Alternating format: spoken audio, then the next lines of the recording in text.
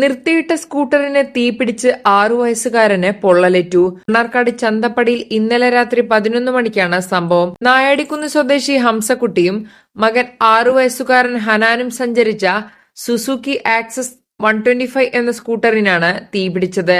Gym കഴിഞ്ഞ് വീട്ടിലേക്ക് പോകുന്ന വഴി മൊബൈലിൽ കോൾ വന്നത് എടുക്കുന്നതിനു വേണ്ടി ചന്തപ്പടിയിൽ റോഡരികിൽ നിർത്തിയതായിരുന്നു. എഞ്ചിന്റെ ഭാഗത്തു നിന്നും തീ ആളി കത്തുന്നത് കണ്ട ഹംസക്കുട്ടി മകനെ എടുത്തുമാറ്റിയെങ്കിലും സ്കൂട്ടറിൽ പിതാവിനൊപ്പം മുന്നിലിരുന്ന 6 വയസ്സുകാരന്റെ കാലിന് പൊള്ളലേറ്റു.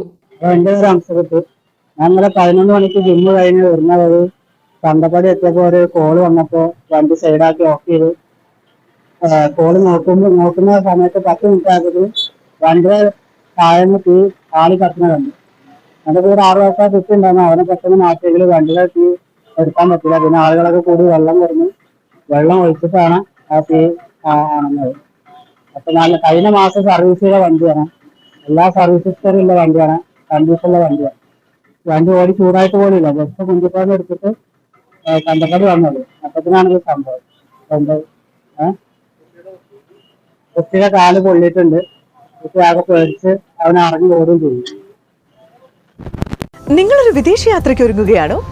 എങ്കിൽ 25 വർഷത്തെ സേവന പാരമ്പര്യമുള്ള Safiya international tours and travels നിങ്ങളുടെ സുരക്ഷിത യാത്രയ്ക്ക് വഴികാട്ടിയാകും. Safiya international tours and travels, main road, Mannarkkad.